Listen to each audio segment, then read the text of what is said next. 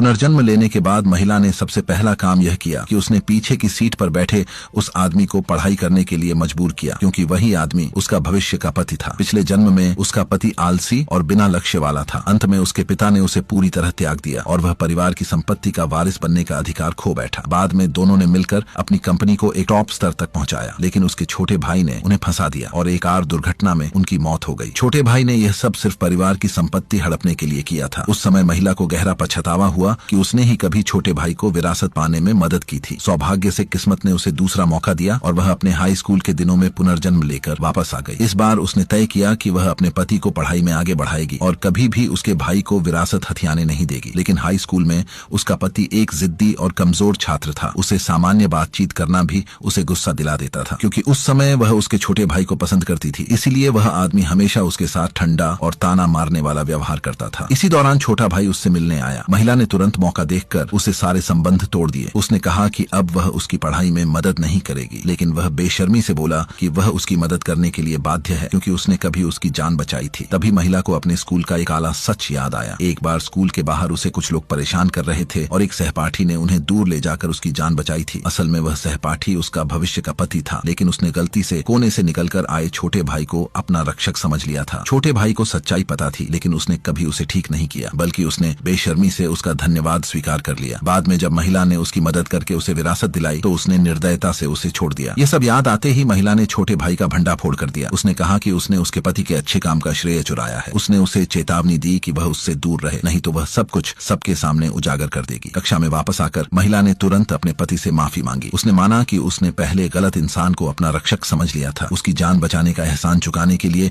उसने पढ़ाई में मदद करने की पेशकश की, लेकिन आदमी ने उसे तिरस्कार से देखा और उसकी बात को अनदेखा कर दिया। जब छोटे भाई ने यह देखा तो वह बहुत नाराज हुआ। स्कूल के बाद उसने एक सहपाठी को अपने बड़े भाई को उकसाने के लिए कहा, लेकिन तभी महिला वहां आ गई और उन्हें रोक दिया। उसने आदमी से कहा कि अब वह कभी लड़ाई में नहीं पड़ेगा। इसके तुरंत बाद उसने बिना उसे मौका दिए उसे अपनी बाहों में खींच लिया। फिर सबके सामने ऐलान किया कि अब से वह उसकी रक्षा करेगी। उसने चेतावनी दी कि जो भी उससे झगड़ा करेगा वह उसे प्रिंसिपल के पास रिपोर्ट कर देगी। क्योंकि महिला प्रिंसिपल की पसंदीदा छात्रा थी, इसलिए शरारती छात्र मजबूरी में वहां से चले गए। लेकिन जैसे ही वे गए, छोटा भाई प्रिंसिपल और उनके पिता को लेकर वापस आ गया। उसने अपने बड़े भाई पर फिर से लड़ाई करने का आरोप लगाया ताकि उनके पिता उसके खिलाफ हो जाएं। तभी महिला आगे बढ़ी और बोली, यहाँ कोई लड़ाई नहीं हो रही थी, वह मेरे साथ पढ़ाई करने आया था। यह सुनकर सभी लोग हैरान रह गए। पुनर्जन्म लेने के बाद महिला ने सबसे पहला काम यह किया कि उसने पीछे की सीट पर बैठे उस आदमी को पढ़ाई करने के लिए मजबूर किया, क्योंकि वही आदमी उसका भविष्य का पति था। पिछले जन्म में उसका पति आलसी और बिना लक्ष्य वाला था। अंत में उसके पिता ने उसे पूरी तरह त्याग दिया और वह परिवार की संपत्ति का वारिस बनने का अधिकार खो बैठा। बाद में दोनों ने मिलकर